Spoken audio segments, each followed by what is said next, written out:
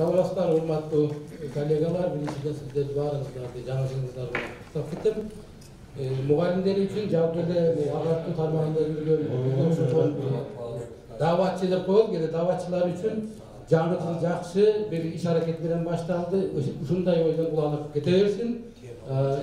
Биздин сессия бул гумандуу улуттук жана демократиялык баалуулуктарды калыптандырган педагогика эмне деген багытта болмок.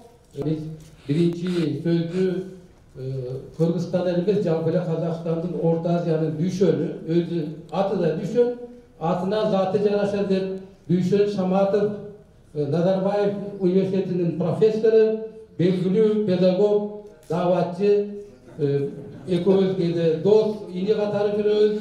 Дүйшөн биринчи сөздү сага берсек, гумандуу улуттук демократиялык баалуулуктарды калыптандыруу педагогика постсовет чөркөмүндө өнүгүү траекториясы деген темадан Дүйшөн биринчи өз ой пикирлерин айтса. Рахмат.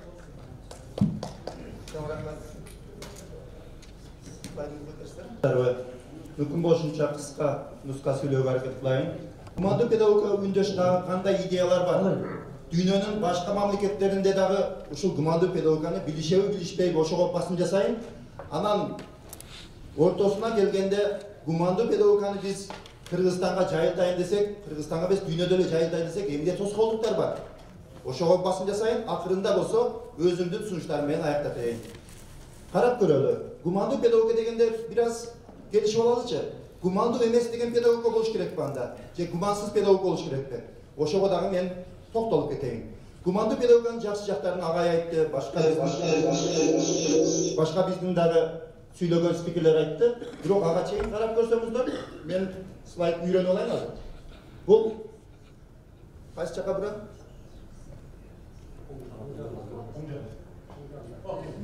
Кеттиби? Гумандуу педагогиканы ага көп токтолбойм. Розалар аярдан сонун айтып өттү. Бул ушул баланы инсан катары кабыл алуу, аны сыйлоо, эркин ой жүгүртүүгө шарт түзүү, ошо баланын ою менен эсептешүү, баарын эле мен билем, сен мени ук деп эле жогортудан буйрук менен баланы бир калыпка салуу эмес деген гумандуу педагогика жөнүндө агай сонун айтып берди. Дагы кете берели. Мен үйрөнүп алган чейин бираз кечирим сурайм. Оңойраак чоқ білді бұл. Көрдіңіздер бі? Қаншалық қиынсыған профессор болса да ушун оңой нерсенин колунан келбейт. Аса беріңіздер. Ийгисин анда. Айта берейин мен. Окуу процессинде бұл карап көрөлүчү. Гумандуу педагогика бул авторитардык педагогиканы четке кагат. Демек, окуу процесси чыгармачыл болуш керек. Балдар чыгармачылыкка үйрөнүш керек. Ошонун эле учурда окуу процесси тапшырмалар кызыктуу болуш керек балдар үчүн. Ийгини көргөзсөңүз, бұл мен идеяларды ушу Аманашвили дегендин белгилүү адамдын барыңыздар тааныш болушуңуздар керек. Ошонун китептеринен таанышып чыктым. Маалыматтар бар, карап көрөсүздөр. Ийгини көргөзсөңүздөр, бул эми гумансыз педагогика эмне деген. Же болбосо гумансыз деп мен өзүм ойлоп таап алдым окшойт. Ушул авторитардык, же болбосо мен баарын билем, балдар силер мени уккула деп жемелеп окуткан кээде ушундайдагы жагдайлар жок эмес деп. Бул ушул кадимки гезиттен алынган сүрөт деп коелу. Ийгисин көргөзөлү. Бул жанагы кээде кыргызчада бир сөз бар. Илгери биз сүйүнүп айтат элек, сөөгү меники, эти сеники деген. Демек, баланы дагы жазаласаң эмне кыл, бирок ушу баланы тарбияла деген. Бирок бул жерде илгертен баштап ушул жазалоо дагы уруксат берилген экен. Демек, азыркы учурда гумандуу педагогика жазалабаш керек баланы урбаш керек деген идея бар. Ийгини көргөзүп берсеңиздер, бул негизги идеялардын бирөөсү бул билимди балага кантип жеткизип беребиз. Билимди дейт. Бұл алғашқы классикалық салттуу түрдөгү билимдин баары мугалимдин башында болот дагы, ошол билимди баланын башын ачып туруп, ошону баланын башына мээсине салып коюш керек деген көз караш болгон экен да, баланы жанагы бош такта, ачык айкын болгон тактага эле мынтип жазсаң бала үйрөнүп калат деген көз караш болгон да. Бирок бир топ биздин илимпоздор, дүйнөнүн илимпоздору жок, кийинкини көргөзөбүздөр. Жок, андай эмес. Өзгөчө конструктивизмдин автору Джон Дьюи жана башкалар, Мария Монтессори жана көптөгөн илимпоздор келет. Жок, баланы инсан катары анын тажрыйбасын, билимин баалап, ошонун негизинде билимди берели деп атпайбы? Анан дагы бир жакшы идеяга токтолуп кетели. Бул Хелен Паркхустун көбүңүздөр өзгөчө жаштар окубай калган болушуңуздар мүмкүн. Бул деген идея Советтер Союзунда дагы гумандык педагогика о 20-жылдары болгон. Кийин ал жок болуп кеткен да. 20-жылдары эмне деген ат менен бизге келген? Бул Америка Кошмо Штатында Хелен Паркерстун Далтон деген шаарында идеясы пайда болгон. Далтон лаборатория усулу методу деп таркап кеткен. Аны ал ошол орус совет педагогторуна аябай жагып калып, ушул идеяны алып келишке аракет кылышканда кийинкисин көргөзөт да. Менимче жок, будан ушул жерге тототол. Бул идеянын негизги принциптери эркиндик жана коллектив менен чогуу окуп үйрөнүү. Bunun негизинде Советтер Союзуна аябай чакты да. Бирок атын Далтон методу дебестен лабораториялык, бригадалык метод деп туруп 20-жылдары абдан жакшы жолго коюлуп иштей баштаганда, бул жерде белгилүү педагогдор ушул тизмеси турат, бир топ педагогдор ушул иш-чараны, ушул моделди Советтер Союзуна 20-жылдары иштегизген. Бул жерде эмне деген? Бул жерде карап көрсөңүздөр, алган карап көрсөң азыркы учурдагы жанагы билим берүүдөгү компетенция деп атабыз, конструктивизмге окшоп кетип атат да, карасаңыздар. Себеби класста алган билимдин турмуш менен айкалышы, байланышы болуш керек деген ошо ПИЗАдагы илгериле болгон экен Советтер Союзунда. Жок болгон эмес. Ошол үчүн балдар эгер өз алдынча лабораториялык иштеп аткарса, материалдар кадимки сабакта отурганга караганда лабораториялык иштерде көбүрөөк жакшыраак түшүнөт деген принциптер колдонулган экен да. Так уланталы да. Мен убагымды эстеп турайын, себеби слайдтарын көбүрөөк тездетем. Эми бригадалык методдун өзгөчөлүгү эмне болгон? Мугалим өзүнүн сабактын темасын аныктап, материалдарды окуучуларга бөлүп берип, анан окуучуларды чакан топторго бөлүп, анда бригада деп коюшкан. Анан бригадирди шайлап коюп туруп, ана өзүңөр иштегиле, изденгиле деген дагы жыйынтыгында ошону издеп иштеп туруп окуучулар отчет тапшырган. Кадимкиле азыркы мындай кооперативное изучение, групповая работа окшоп кетти да. Уланта берет. Мугалим болсо кеп кеңешин берип турган. Кийинкисин көргөзүп берсеңиздер, кандай кемчиликтер болот? Ошонун чоң кемчиликтеринин бирөөсү ошол учурда. Кээде окуучулар бири-бирин үйрөткөн үчүн, кээ бир окуучулардын билими үстүртөн болуп калган да. Мугалим өзү мындай ролу төмөнүрөөк болгон үчүн, анан дасыккан окуучулар аткара алган, дасыкпаган окуучулар аткара албай калып, ошол учурда анан өзгөчө лабораториялардын жетишсиздигинен бул методду советтик педагогдор болбой жарабайт дешкен. Кийинкисин көргөзсөңүздөр, бул эффект бербейт экен дешкен. Бирок менин өзүмдүн пикирим боюнча, бул методдун жокко чыгышынын негизги себептеринин бири Сталиндик доор келип калган. Ал учурда албетте бардыгын партия менен өкмөт чечип туруп, коомго ошондой баягы партиянын жол көргөзүүлмөсүнөн окуган билим берүү системасы өзгөрдү. Бул Советтер Союзунда ошо өзгөрбү. Бул дүйнөдө дагы Кыргызстанда эле эмес, дүйнөдө деле ушул идеялар таркап келген, илимпоздор иштеп келген. Слайдта азыр көрөсүздөр. Бул негизинен бул окуялар кайсы жылдардан? 1970 жылдардан баштап дүйнөлүк экономикалык кризис болот. Мунайзат кризиси Европага таасир берет, Батыш Европага таасир берет. Ошондой эле ар кандай жаңыча көз караш билим берүүгө пайда болот. Ал эмне деген? Жанагы эркин билим берүүгө караганда бардыгын контролдолгон, стандартташтырылган жана приватташтыруу боюнча аябай көп иш-аракеттер болот. Реформа артынан реформа болот. Ар кандай экзамен, эларалык экзамен тесттер кирет дагы. Эмне үчүн көбүнчө мектептерди салыштырат дагы атаандаштырып коет, рейтингтерин чыгарыш үчүн. Эмне үчүн подотчетность деп коет да? Мектептер мурдагыдай иштебей койду, ушулардын жакшы иштеш үчүн буларды контроль кылыш керек экен, текшерип туруш керек экен. Биздин налог акчаларыбыз кайда кетип атат? Булардан талап кылышыбыз керек экен, болсо иштебейт экен деген көз караш, Маргарет Тэтчердин көз карашы жана башкалардын көз карашы менен мектептерди тоталдык контроль кыла башташат. Бунун кесепетинен ар кандай тесттер, экзамендер кирет. Дүйнөлүк банк, Азия өнүктүрүү банкы жана башка банктардагы билимге берүүгө тиешеси барбы жокпу, баары кире баштайт, билим берүүгө аралаша баштайт. Мектептердин рейтинги чыгат, ата-энелер рейтингге жараша мектептерди тандай башташат, бай менен кедей болуп бөлүнө баштайт. Кесепети чыгармачылык азая, урматтуу кесиптештер. Мугалимдер мурдагыдай чыгармачылык иштебестен тестте жыйынтык көргөзөйүн деп иштеп калышты. Анан ошол акыркы эмелерди булга мен азыраак көңүл бурайын. Мугалимдин жумушу өтө рутин боло баштады. Рутин дегенде кадимкидей мугалим жогортудан бирөө приказ бере бергенден кийин, баягы инструкциялар бере бергенден кийин мугалим адис катары болбой эле жогортудан түшкөн жанагы инструкцияларды, реформалардын көбүнчө аткаруучусу болуп калды. Бул Кыргызстанда эмес, дүйнөнү айтып жатабыз, Кийинкисин көргөзөбүз.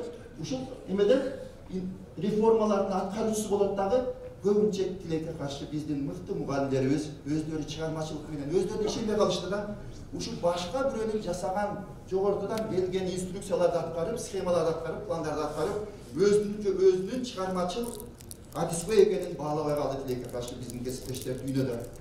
Bunun kesepetinden muhalif girdi çıktı olup özünün çevresinin örgündötüge toskol olup kaldı. Kumandı pedagogga toskol taktılar. İyiksin görözleri. Muhalifin tüşükü, albatta muhalifin tüşükü abdan көп. Kança tüşük olsa kızık çeyre. Muhalifler oşonç olup günölü seze başladı. Muhalifler kede biz özümüzde günölükemizde bolgon bartığına biz günölü seze öğretkemiz. Kede kovumda bizdi günölü sezdire öğretkende. Bunu karamızlar. Бұл мен атайын сүрет алып келдім. Мұғалімдер азыр бұл жерде жакшынакай сумкаңыздар көтөрүп келиңиздер. Күндөгү мектепке алып барып сумкаңыздар өтө 20 килограмм, 15 килограмм болушу мүмкүн. Себеби толгон токой кагаздарды үйгө таштабастан өзүңүздөр менен мектепке таштабастан үйгө ала келесиздер. Бирок кызык жери кийинки слайддан көрөбүз. Кызык жери. Сумкага толтуруп балдардын эмгегин алып барып үйгө алып барабыз дагы. Анан үйдө балдарыбыз бар. Колок кошуна кирип алат керек. Алга тамак бериш керек. Анан айылдан туганыбыз келет. Ошолорго көңүл курбаса кайсы эмне болуп калгансың, кыргыздын када салтын утуп калгансыңбы дейт. Ошентип сумканы ачайын десеңиздер саат 11 болуп калат.